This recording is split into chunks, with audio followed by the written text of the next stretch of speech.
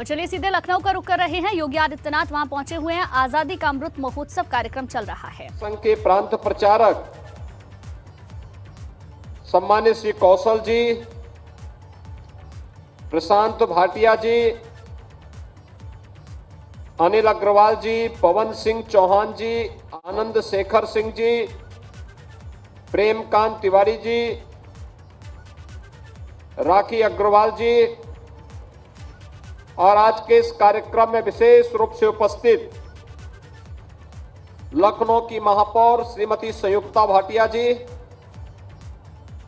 हमारे लोकप्रिय विधायक श्री नीरज बोरा जी, सुरेश तिवारी जी, अन्य सम्मानित जनप्रतिनिधिगण, गणमान्य अतिथिगण, विभिन्न संस्थाओं से उपस्थित सभी छात्र छात्राएं, मैं आयोजकों को आजादी के अमृत महोत्सव के आयोजन के साथ इस भव्य आयोजन को अपने आप को जोड़ने के लिए हृदय से बधाई देते हुए आप सभी उपस्थित आगंतुक अतिथियों और विभिन्न संस्थाओं के छात्र छात्राओं को इस अवसर पर आपका अभिनंदन करते हुए आप सबको देश की आजादी के अमृत महोत्सव आयोजन की ढेर सारी बधाई देता हूं।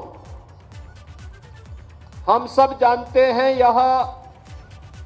केडी सिंह बाबू स्टेडियम में यह भव्य आयोजन पूरे लखनऊ महानगर और जनपद को भारत की आजादी के महोत्सव के साथ जोड़ रहा है। भारत की आजादी केवल मांगने से नहीं मिल पाई थी। आजादी के लिए एक लंबा संघर्ष हुआ था और उस लंबे संघर्ष की कीमत को ये देश, हमारी वर्तमान और भावी पीढ़ी समझ सके, इसको ध्यान में रख करके प्रधानमंत्री मोदी जी ने देश की आजादी के 75 वर्ष पूर्ण होने के उपलक्ष्य में एक बड़े अभियान को पूरे देश के अंदर लागू किया और इसे अमृत काल के रूप में मान्यता देकर के हर एक नागरिक से एक आग्रह किया गया कि वह देश के अमृत महोत्सव कार्यक्रम में अमृत काल के महत्व को समझें। यह अवसर हमारे लिए देश की आजादी के उन संकल्पों के साथ जुड़ने का एक आयोजन है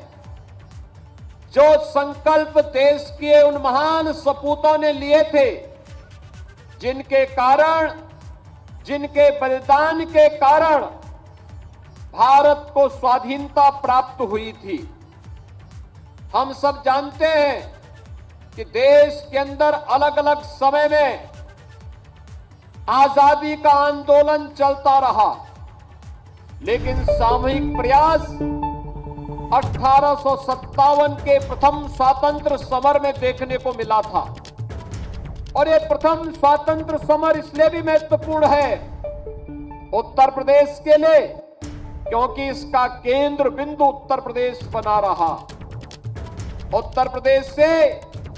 चाहे मंगल पांडे रहे हो, चाहे वह गोरखपुर में शहीद बंधु सिंह रहे हो, चाहे वह झांसी में रानी लक्ष्मीबाई के नेतृत्व में इस लड़ाई को आगे बढ़ाने का कार्य रहा हो,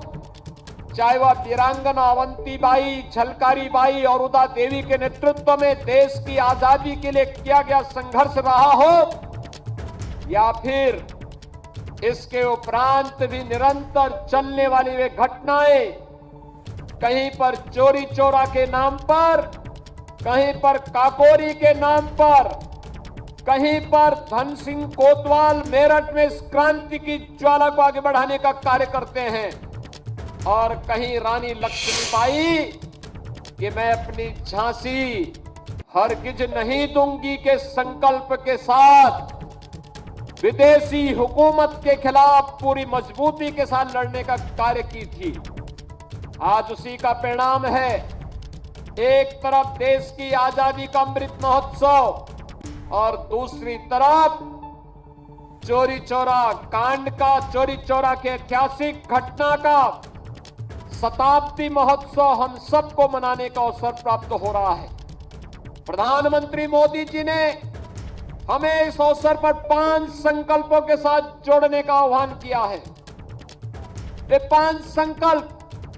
भारत के प्रत्येक नागरिक के लिए, वह स्कूली छात्र हो या युवा हो, वह अधेड़ हो या बुजुर्ग हो, महिला हो या पुरुष हो, कामकाजी हो या फिर व्यवसाय में लगे हुए व्यक्ति के लिए, हर एक नागरिक के लिए आवश्यक है कि अमृत काल की ऊर्जा का उपयोग हम भारत को एक नए भारत के रूप में स्थापित करने के रूप में कैसे कर सकते हैं, इस बात को लेकर के हमें आगे बढ़ना होगा। यह अमृत काल हमारे लिए प्रेरणा है। हमारे स्वतंत्रता संग्राम सेनानियों और स्वतंत्र भारत में देश की सीमाओं की रक्षा करने वाले हमारे वीर शहीदों के त्याग और बलिदान का यह हमारे लिए एक संकल्प है आगे बढ़ने का, और यह हमारे लिए उन विचारों को आत्मसात करने का, आगे बढ़ने का एक अवसर भी है। और इन सब को समाहित करते हुए आत्मनिर्भर भारत की परिकल्पना को साकार करने का भी एक अवसर है। भाइयों बहनों, आत्मनिर्भर भारत का मतलब हम सब जान सकते हैं। इस सदी की सबसे बड़ी महामारी के दौरान